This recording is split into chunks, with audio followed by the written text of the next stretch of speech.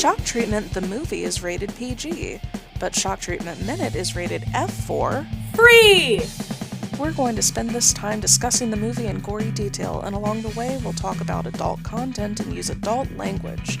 Consider yourselves warned. Welcome to Shock Treatment Minute, the podcast where we break down shock treatment in excruciating detail 1 minute at a time. We are the only podcast that does this, as far as I can tell. I don't know why I said it that way. Welcome to not welcome to podcast. I'm not even high. I'm just stupid. Welcome to podcast. Welcome to podcast. I am Shock Treatment. Anyway. Welcome to Shock Treatment Minute, the podcast where we break down shock treatment in excruciating detail 1 minute at a time. I'm one of your hosts, Leandra. And I'm your other host, Kelly. And today we have just an amazing minute lined up. This one is super cool. I'm very excited about it, and I'm not overhyping it. I will say that this is easily in my top 10 of minutes that we have gone through already. While Leandra's being annoying, this actually is a pretty huge minute for the movie, and you'll see why. I'm not being annoying, I'm being cute. Two things can be true. That is true, this time. Mm-hmm. So what happens in this minute, though, since I'm not remembering? So, Betty and Oliver start to walk again, and his arm is around her. Some of the DTV red suit employees pass by in the foreground, and then we have fans in the front row yell, "Hi, Ollie! Hi, Betty!" and wave at them. They cross paths with Neely and stop. Betty says, "Hello, Neely," and Neely says, "You keep up that high standard of interview, and I'm going to have to include you in Farley's documentary. You're so probing." And then she walks away, and the others follow her with their eyes, and Oliver goes, "A free thinker?" And Betty goes, "Everything's free there," and she kind of pats her perm and sachets away. Then they continue to a coffee stand, and in the background, just as an aside, we do see the wardrobe lady walking for a moment, by the way, with somebody who we will soon see is the makeup lady. So the coffee stand has white cups on a red table, and there is a red letter on each cup spelling out Kirk's Coffee. There is a pile of, I think, bagels in a case, and a silver coffee urn with a big emblem on it. I'm not entirely sure what this emblem is, but it's shield-shaped and it has an American flag pattern on it. And the man running it is presumably Kirk, and he has a white ball cap. It's green under the bill, and a gray jumpsuit. He says, "Hi, Betty," the usual, and she says, "+1," and he says, "Here you go," and puts 2 full red and white paper cups on top of the donut case. Vance Parker approaches on his right and the floor manager on his left. Kirk says, "Hi, Vance. Hey, you gonna be watching Marriage Maze?" And Vance says, "Sure am. This could be Bert Schnick's finest hour." Then the floor manager says, "Yeah." And Kirk says, "Yeah?" And Vance says, "Yeah. This could be a major step forward for him." Then we cut to a figure in a yellow blazer facing away from us, and he's kind of bouncing nervously. The wardrobe lady and makeup lady are on either side of him. The makeup lady is the one in the white suit with a lavender shirt, by the way. And they're kind of zhuzhing him and doing like last-minute touch-ups. The floor manager says, "Yeah, a leap in the dark. I'd better go check on the Bert. Otherwise..." And then he strolls away biting his donut or bagel. Then Vance says, "Right." And Betty kind of waves around her coffee and says, "Good luck." Then we go back to the character we now know is probably Bert. He shoos the wardrobe and makeup lady away and says, "Okay," before composing himself. We hear a strange male voice over a loudspeaker say, "And here to bring you your just desserts and a recipe for a perfect marriage is that gorgeous gourmet." And then Bert whips around and we see he's got dark glasses, put a pin in that, and his shoes, vest, and pants are black, and he has a blind person's cane. So he is apparently blind. He starts coming down the hall towards the camera, And the narrator continues, tossing the uproarious salad of life, Marriage Maze host, Bert Schnick. And then we hear probably the floor manager say 3 seconds, and Bert treats us to a horrible rictus of a smile. And then we see up close that his yellow shirt has ruffles, and he has a black flower boutonniere and a black bow tie with white polka dots and matching pocket square. That's the minute. And truly, what a minute. We have a lot of fun stuff going on. We get to see Kirk, who is one of the sweetest, dumbest people in all of Denton. Like, just the way he goes, "Are you going to be watching Marriage Maze? Doof, doof, doof, doof." Like, it just, I don't get the impression that he's very smart, but it's very sweet. Well, we see him truly put his foot in his mouth later. I did mention that I think this is a huge minute for the movie, and while Kirk is a great introduction, obviously I was referring to the introduction of Bert Schnick, which is a Oh, of course. really, really fabulous thing. It really is. I do want to call out one of my fundamental truths, and that is that Bert is what I look like when I wear whiteface at Rocky. It's so funny. I was going to say something very similar. About me? No! I actually had it in my notes for next minute because you see it much more clearly in the next minute, but I look exactly like Bert when I contour my jawline. And yet, I won't be stopping doing that. Because, trust me, I need it. But truly, like, you see it in the next minute. His neck is so dark compared to his incredibly white face. And there's a very, like, clear, harsh line. And that's how at least I feel I look. And yet, I keep doing it. So, what does that say about me? Well, what does it say about me that I just think that you're so hot? I mean, listen, maybe you're into Dame Edna, which is totally fair. Let's put a pin in that. I don't think we need to unpack this right now.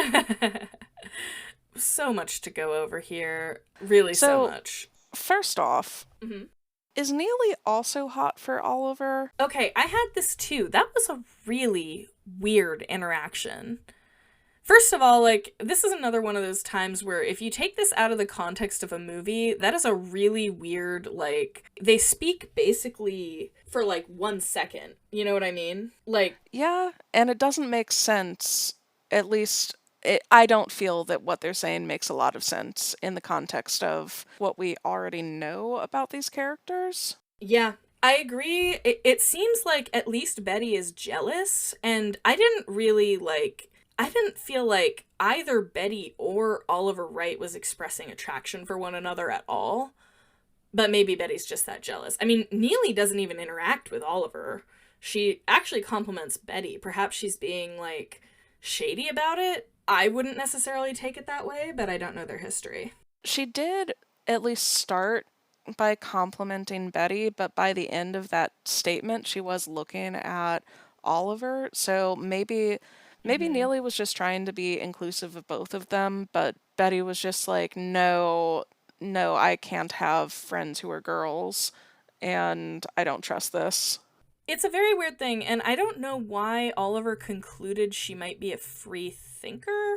I mean, I guess because she complimented Betty on her probing interview, but it didn't really seem like Neely was indicating in any way that she was not fully bought into the Farley cult. I mean, she's still talking about the documentary. I mean, maybe it's that this is the level of investigative reporting that you can expect from the Denton dossier. Like, this was their hard-hitting question and answer, and yeah. So Neely's like, wow, this was deep, because this is deep for you.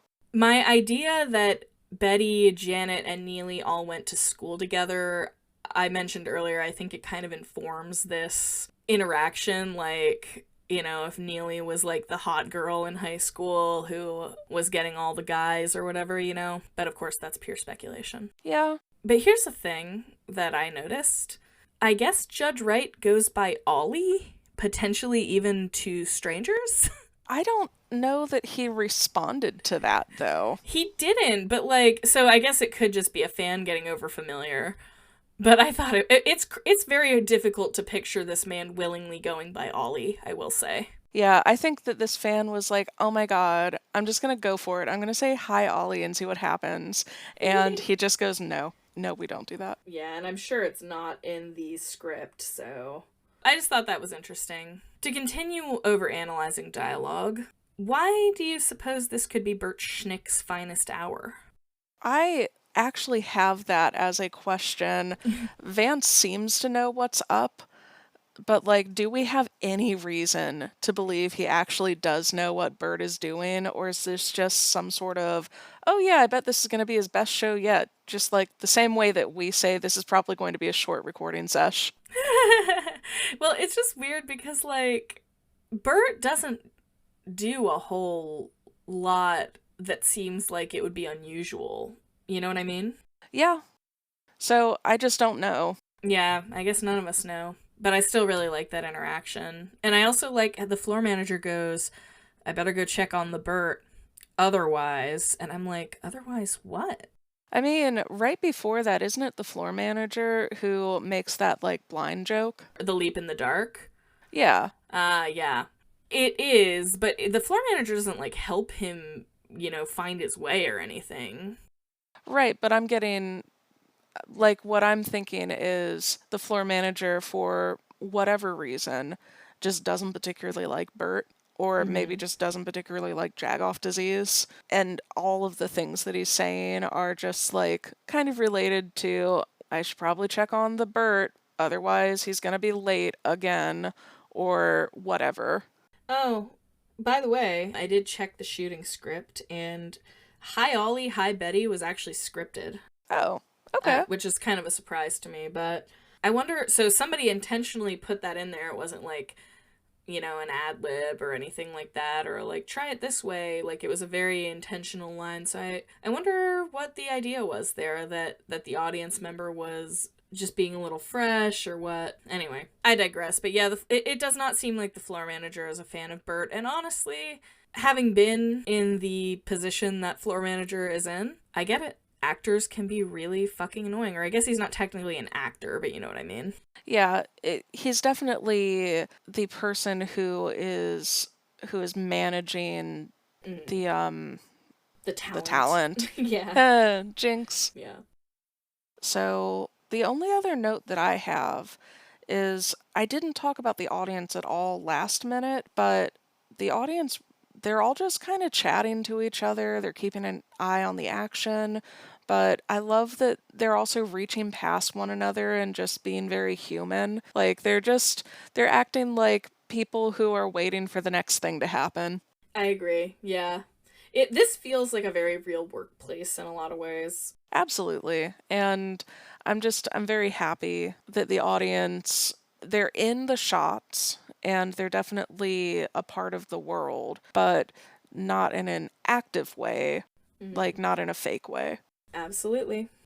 My only other note, and you're gonna love this, but I'd like to talk about tossing salad. Yeah. But okay, so if you're like me, the narrator guy saying tossing the uproarious salad of life, by the way, who is that talking? I don't know. We don't know. Yeah, I didn't think Yeah, we it did. kind of sounds like the voiceover for Bitchin' in the Kitchen, which was Yeah. Richard O'Brien, which in turn would make this Richard O'Brien. And I think it does sound like the bitchin' in the kitchen, so that makes sense. Richard O'Brien does a honestly quite good American accent. Yeah, it's almost got a bit of a, like, was it transatlantic cadence to it too, which I think is fun. Honestly, he has a talent for voices in general, which shouldn't surprise me because he is a beloved voice actor. But there you go. Because, I mean, Riff was, of course, another classic and very distinctive voice. But anyway. Did you know that he plays the harmonica? No, that's awesome. Yeah, he was the host of this really weird game show called The Crystal Maze. The Crystal Maze, yeah. And at one point, he just took out his harmonica and started playing because I guess he didn't want to do whatever talking about what was going on was happening. So yeah, just played the harmonica instead. I love that happened. Yeah, agreed. But anyway, so this narrator says, tossing the uproarious salad of life. And I snapped to attention. And with the nature and the sense of humor of these movies, my initial thought was, that has to be intentional. That was a joke. That was an intentional gay joke. But then I thought, I don't even know how old that term was, and I don't know if it was even in use by then, which sent me down a rabbit hole. How much do you know about the history of the term tossing one's salad, Leandra? I don't know a whole lot about it, if I'm being perfectly honest. I haven't looked it up because I'm not a freak.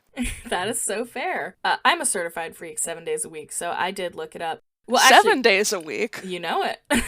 I would say 4 days a week and 3 days you're napping. That's fair. And you would know better than anyone. How about the definition of the term? Could you give us that? The sexual definition? Correct, yeah. Isn't it, licking the butthole? It is indeed licking the butthole. Okay. And, I always thought it meant... So when I don't know why, but when I first heard this term, I must have just assumed that it meant this because I went most of my youth and life thinking that it meant, like, basically using your hand to stimulate a vulva. And I think I might have thought that because, like, labia are sort of lettuce shaped, and I don't know why I made this assumption, but I thought that was genuinely what it meant. I went through life that way until I was at a dinner party in my early 20s, and one of my friends was like, toss salad, and my friends made him define it, and when he defined it, I was like, what? It's a rim job, because I had no idea. Now, I'm not alone in this, though. I've actually talked to a lot of people who had the exact same misconception about the term, and when I told actually a different friend of mine from college this story, he said, oh my god, my roommate thought the same thing, and he just found out, and his roommate was like the frattiest frat boy, no homo style guy that you could ever imagine. And he said, my roommate thought the same thing, and the only way he found out differently is because he was bragging to all our friends about how good he was at tossing salads. Oh my god. Which I thought was so funny. But anyway, I looked it up. This term is first known to have been used in the early 1970s. It appears in like a gay slang dictionary from that time, but it was not really well known for a long time. It mostly entered the like general cultural consciousness in the 90s because there was an HBO special called Prisoners of the War on Drugs, because this was a prison term, and I'll get into that in a second. And they talked about this, and they referred to it this way in Prisoners of the War on Drugs. And then Chris Rock also made a joke about it based on the HBO special in a routine of his at the time. So it entered the cultural consciousness, or like the larger cultural consciousness, in the 1990s. But it was a known gay term as early as the 70s, so maybe, I mean, it's not out of the question that it would be in shock treatment, but I'm nowhere near confident about that. I think it might have just been a happy coincidence. I did get curious about the etymology and look into it. Some think it's related to the British slang like tossing off. Oh, that makes sense. Which you might do to somebody if you're are you familiar with a rusty trombone, Leandra? I've heard the phrase, but I just kind of assume that it involves a penis and stretching it. No. Then why not? No. Why the fuck not? I know. I mean, I guess you could, but a rusty trombone is basically when you are eating someone's ass and give them a reach around. So you could stretch it, I guess. And that would be funny. So, okay, the mouthpiece is the butthole in this. Is the butthole. And you're going... with your hand. And believe you me. Oh my god, that's so stupid. It's very funny to do that. But... yeah, anyway, it seems much more likely that it comes from the fact that certain things like certain condiments or other things would sometimes in the prison be applied to the butthole to cover up any unpleasant butthole taste or fecal taste. So, 'cause the guy in the documentary who kind of brought this term to light said that they might use jelly, syrup, honey, or other condiments. Use a bit of mustard. Exactly.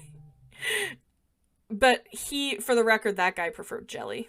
But yeah, apparently, supposedly, salad dressing was used to help suppress the taste. And whether or not that is actually true, people believing as much would be enough, to make that happen as a slang term. So those are possible etymologies, but we don't have any, It's a mystery. It is. But that's just my little tossed salad corner, if you will. Don't visit the tossed salad corner. Oh no. Please, my tongue is so tired. Anyway, that's all I have. Except for callbacks, I actually have a proposed callback, I should say. And I actually lied. I do have one more. Oh. So this makeup person, I couldn't find any name for her. I couldn't find any reference to her at all. Is there any chance that this could just be one of the makeup people that was on staff? No, right? It's far from impossible. I think, actually, no, it is impossible because she would have had to have a SAG card to appear so clearly on screen. Okay. So she must be, we know from Sal Pirot Pirot? Yeah, we know from Sal Pirot that is a requirement to be featured so heavily on screen. So That's would assume she was just an extra, a featured extra. Featured nameless extra. That's how most of them are. Yeah, but yeah. What is your suggested callback? So when we have that little moment where the floor manager, then Kirk, then Vance go, yeah, I think there at least should be a version of the classic Rocky, Brad, are you gay? Riff, are you gay? God, are you gay? Oh, that's nice. Yeah. Yeah. Are you gay? Are you gay? Are you gay? That's about all you'd have time to do. Plus, nobody's going to know the names of those characters except me. And you. Probably. And you, listener. Because you listened. Yeah. So, that's a proposal. I like it. Will you make me the happiest man in the world and use this callback? No. Okay, well, what will you say instead, then? At that point, there's a really cute one where you say, she loves you, and then they go, yeah, and then you shout the Beatles. So, that's cute. But I'll still marry you, I guess. Okay. Phew. Well... Unless that was a liking your callbacks is a contingent point of this contract. Oh. I'm under contract, too. Spoilers for season 3 of our podcasting. It's true. So that was my one proposal. What else you got? All right. So the audience members say, hi, Ollie. Hi, Betty. You can shout, hi, Wilma. Are you laughing because I said shout? Yeah, you can shout. You can shout, hi, Wilma. And then... Shout. Let it all out. Let it all out. I'll probably be more normal from now on. Yeah, that sounds about right. When Neely says, hi, Betty, you go, hi, Barbie. And then Betty says, hello, Neely. You go, hi, Barbie. That must be a recent one. Yeah, one might say that Leandra created this today when she was watching the minutes and went, you know what? I would say this. That's so funny. Next up, you keep up that high standard of interview, and Neely points her finger at Janet. You can shout, pull my finger. And then she says, and I'm going to have to include you in Farley's documentary. You're so probing. You say, now cough.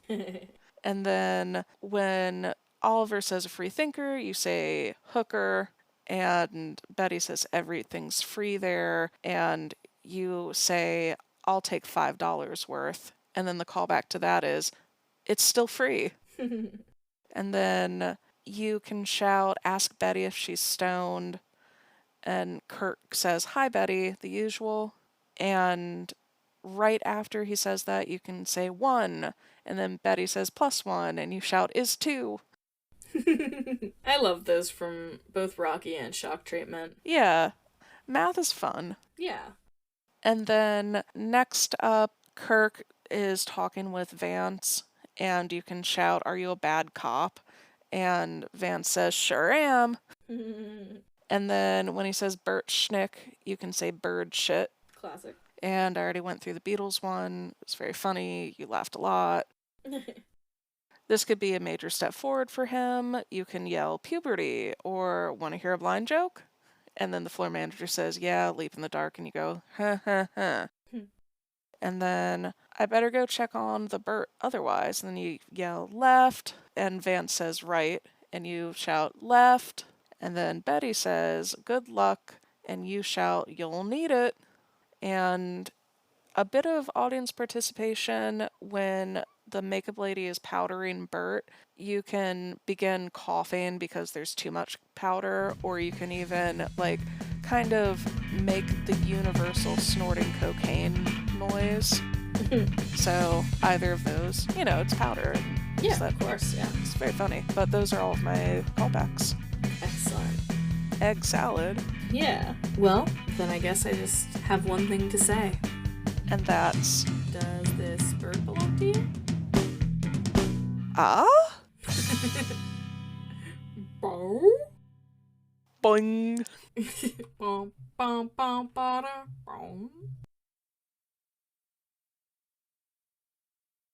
We did so good. Arrowed.